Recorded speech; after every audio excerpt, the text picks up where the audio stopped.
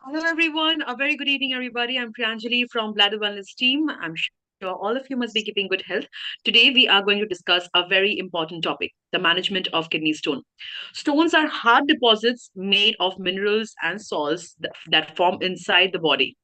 Diet, excess body weight, some medical conditions, and certain supplements and medications are among the main causes of stones. There are many types of stones like calcium, uric acid, and many others. Stones can cause within the kidney itself as well as in the ureter, the tube draining urine from the kidney, or in the bladder. To throw more light on the subject and guide us on what's right for diagnosis and treatment of urinary system stones, today we have with us renowned urologist Dr. Ankit Tyagi. He holds a degree of MBBS, MS, DrNB Urology, Gold Medalist, and Associate Consultant Urology uh, at Sri Ganga Hospital, New Delhi. Dr. Ankit Tyagi has rich experience in the field of urology and carries out the treatments with utmost precision and efficiency, ensuring that the patient health is in safe hands. Over to you, doctor. Our first question, doctor, for you would be: what is stone and what are the types of stones? Hello, good evening all. So kidney stone can be of multiple types, and it can be a calcium stone, it can be a uric acid stone, it can be a mixed stone, brucite stones. It doesn't basically depends on the type of the stone. It basically depends what the patient, the symptoms, what are the symptoms the patients are having. So it depends on the patient's symptom, it depends on the location of the stone, it depends on the size of the stone. And then, especially in cases of recurrent stones, then it becomes important what is the type of the stone, because for recurrent stones, sometimes are very specific that they have a tendency to be recurrent. So in cases of recurrent stone, we evaluate what is the type of the stone. For first-time stone formers, we don't usually go for the stone type. We have to first treat the stone, what the problem it's causing, and what's the symptoms. We have just to correct all the symptoms it's causing. Right. Doctor, also please let us know what are the symptoms of stones. Basically, it depends on the location of the stone. If it is in the kidney stone, it can cause a pain in the lumbar region. It can cause urinary tract infections. And if it is a ureteric stone, it can cause a very severe pain, which can be radiating from the groin up to the loin region. It can cause dysuria, can cause painful urination. There's a term for it called stranguli. It can cause UTI, it can cause a fever. If it leads to urosepsis, it can cause high grade fever. And if it comes in the bladder and causing obstruction, it can cause obstructive lower urinary tract symptoms. Patient will have difficulty in voiding, will have repeated UTIs and all. So basically, it depends on the location of the stone. If it is in the kidney, on the ureter, or the bladder. Right. So, doctor, what usually causes the stone to develop? Basically, there's many factors leading which can lead to stone formation, but it's especially very common in the dry atmosphere, like places where there's too much heat and where the temperature rises to a larger extent in those environment, and in those conditions, especially dry conditions, usually patients have more stones, like in states of Gujarat, also North Delhi, many areas of North Delhi, Rajasthan. There are much higher incidence of renal stones, but usually it can vary from person to person, and not very much dependent on the genetics of the patient. Right. And doctor, what are the precaution to avoid stone development? Basically, precautions are usually you have to take adequate amount of fluids. You have to avoid excessive dehydration. If, in case if you are a recurrent stone former, you have to be aware of what type of stone you have, and you have to take your diet according to the type of stone. You have to restrict some in oxalates, and basically depends on the type of the stone. If you're having calcium oxalate stones, you have to restrict calcium in the diet. You have to restrict oxalates in the diet. You have to make some dietary modifications. You have to take some adequate amount of fluid, and along with some precautions, other precautions, if there is uric acid stones, you have to take medications for the uric acid treatment. So basically, it depends on the type of the stone, and then only we can curb or decrease the chance of recurrence of the stones. Right. Doctor, what is kidney stone and what are the treatment option available at today's date? In Gangaram, we have all the treatment options available for kidney stones, ranging from the minimally invasive lithotripsy to the best of the scopes available, which can be a flexible nephroscope, which can go directly in the kidney and that can break all the stones. So basically, we depends on the stone size and location again. If it is a small stone in the kidney, which is not very much obstructive and very not very large in size, for that we can get a lithotripsy done. And for cases which are very large in size, in those cases we have to do a mini PCNL or a PCNL. And in cases where patient do not want any basically any incision in the back, in those cases we do RIRS, that is retrograde intracranial surgeries, for which we have the latest amount of very latest scopes, which and the very latest laser, which is a thulium fiber laser, which helps in the which helps in breaking these stones easily. So basically, depends on the Right. size of stone and the patient preference. Right. So, doctor, what does a patient needs to do if he or she is thinking that he or she might have stone in a particular organ? What is the first step? First step is to get an ultrasound done to see the location of the stone and confirm it with a CT scan and consult a urologist at first. And then the urologist will further evaluate, will get some urine tests done, some blood tests, basic blood tests done. And depending on the stone location, if it is a small stone and is not causing much problem and it is not obstructing, we may even keep it on conservative mode and we will not advise any surgery. But if the stone is obstructing, is causing symptoms, is causing repeated infections, and it is happening again and again, causing hematuria, or that is causing blood in urine, in those cases, we tell the patients that you need to get it operated, and we remove it by whatever means we find at that time as best for the patient and according to the will of the patient. Right. Doctor, as we know that water is the source of life and water has got to do a lot with kidney stone as well. So, how much fluid should a person drink to prevent kidney stones? Well, basically, it depends on the amount of or the type of work you are doing. If someone is doing very strenuous exercises and is doing hard work like a labor, or someone is doing outdoor field work, he definitely requires more fluid.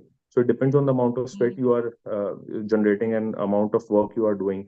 If you are at home most of the time or doing work in an AC office, you don't need much amount of fluid. You can do it with 2 to 2.5 liters of fluid per day. But if you are doing strenuous exercises, you are losing a lot of fluid. In those cases, that may extend up to 3.5 liters per day. So it exactly depends on the amount of the type of work you are doing and the amount of fluid you are wasting while doing these exercises. Right. Doctor, we have also heard that once a person has stone, they have the tendency of having it again and again. Yeah. So, what does one do to prevent that as well? That's what I'm saying is get the stone test done. If you are getting it again and again, you get an analysis of the stone done. It will tell you the type of the stone. You consult the urologist. Urologist will tell you what diet you have to take to prevent that such stones are not formed again and again. You take adequate amount of fluid and you follow the advice of your urologist. That's the only thing you can do. Right. Doctor, any dietary recommendations for the patients? Depends on the type of the stone. I'm telling you, like if it's a calcium oxalate stone, there's a different advice. If it is a uric acid stone, it's a different advice. So it depends on the type of the stone. We have to get an analysis of the stone first, and then we have to we tell the patient. Right. As we know, the doctor, that when surgery comes into the picture, normally Yeah. patients they are scared. So, is there any such thing that they should be scared of if they are talking about the surgery or thinking about the surgery? Well, basically, in safe hands, there's nothing to worry about, because in Ganga we have all the basic and all the best equipment also. So we have basically we do everything in a controlled environment here under the best anesthetist team and with the best equipment. So nothing to worry about, but complications can occur anywhere in any hospital, even in the best of the hands. That's a thing we have to be aware of.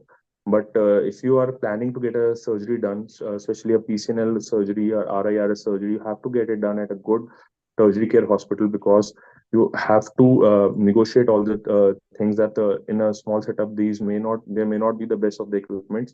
So you have to get a good hospital like a Gangaram hospital to get your surgery done, because surgery is a very major thing and you should not get it done at any XYZ center. You need a good center for it, which all will have all the Right. backups and have all the equipment.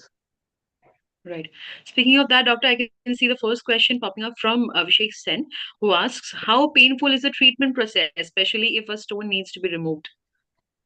Well, basically, you will just go in the operation theater after you get all the clearance for the surgery, and you will get anesthesia straight away. There will not be any pain, because you will be under anesthesia throughout the procedure, so there will not be any pain. During the procedure, there will not be any pain. There may be mild pain post procedure, for which we give adequate amount of analgesics to cover the pain. But during the procedure, there will not be any pain, because Right. you will be The definitely next under. question. Right. Right, doctor. So the next question comes from Vivek, who asks, can you explain the different treatment options and how do you decide which one is best for me? That's what I'm saying. We get a CT done. We see the location of the stone. We see the hardness of the stone. We see the build of the patient, whether the patient is a thin patient or a fat patient. If the patient is a soft stone and is small in size, so we advise lithotripsy in those cases. Lithotripsy is a non-invasive method in which we pass ultrasonic waves and break the stone without any surgery. In the second case, if there is a hard stone, lithotripsy won't be able to break it. Or if the patient is a little fat or obese patient, in those cases also lithotripsy is much not much effective. Or the stone is a very big in size, like more than 1 centimeter. In those cases, we have to go for either RIRS or PCNL. PCNL we usually do if it is a very big stone, like a 2.5 centimeter stone and above, we go for PCNL. In less than 2 centimeter stones, we may go for RIRS, but depends on the patient's will and the patient understanding of these things. And we tell them all the options accordingly, and then they decide what they want to do. In RIRS, there's one advantage that there's no stab incision in the back. In PCNL, we have to make a stab, 1 centimeter stab in the back, and then we have to perform the surgery. So that's the only advantage with RIRS. But the disadvantage with the RIRS is that they may need two sectings, because in the first second setting, we may not be able to reach the stone directly. We have to first put a DJ stent. We have to get the system dilated for 14 days, and then we have to put a scope and then get the surgery done. So both Right, surgeries very have their beautifully pros and explained. cons. Yeah. Right, So both surgeries have right, their pros and cons, and depends on the patient's will. We explain them all the possibilities and all the possible options, and then they decide what they want, and we give them the right advice what they want. right, right, doctor. Well, as I was saying, that I believe जितने भी viewers अभी हमें इस वक्त देख रहे हैं, बहुत clear picture आप सभी के सामने आ चुका होगा कि क्या सिनेरियो होने वाला है या डर का स्कोप है कि नहीं. There is nothing like that. Our experts are always there to help you out. Doctor, will quickly move on to the next question, which comes from Rahul Singh, who asks, how often will I need to follow up appointments to monitor and manage my kidney stones? Well, basically, if it's a small stone and you are the first time stone former, there's not much need for a follow. Whenever you have a next episode of a pain, you can. We usually get a repeat ultrasound test done at around 3 months, and then only when patient has pain, we usually advise the patients to have a strict follow up. But patients usually lost follow up because once they are free of their symptoms, they usually don't follow up. So once they get better, in those cases, they stop these basically follow up, and then we advise patients to get their repeat ultrasound done after 3 months and so. And in case of any symptoms or if they are getting any repeat pains, then they definitely have to contact us and then we proceed further. Right. Doctor, the next question comes from Samir Khan, who asks, are there any specific food or drinks that I should avoid to prevent stones from forming? Well, basically, some dietary advices are recommended, but they only have 5 to 10% role in the prevention of kidney stones. Basically, what we are saying that according to your exercise and according to your type of work, you should take adequate amount of fluids. No need to take too much fluids, but take adequate amount of fluids according to your work type. And that's the most important thing you must do. But otherwise, you can say that some people say that avoiding green leafy vegetables and limiting too much calcium in the diet can help in reducing the stone formation. That are also much documented, but the recent studies have shown that they are not the dietary changes are not very much effective in preventing stone formations. So it depends on Right. person to person. Yeah. Right. So, doctor, we have already mentioned that obesity can be one reason for the problems which the patients are facing. So, do we recommend exercise while they are being treated as well?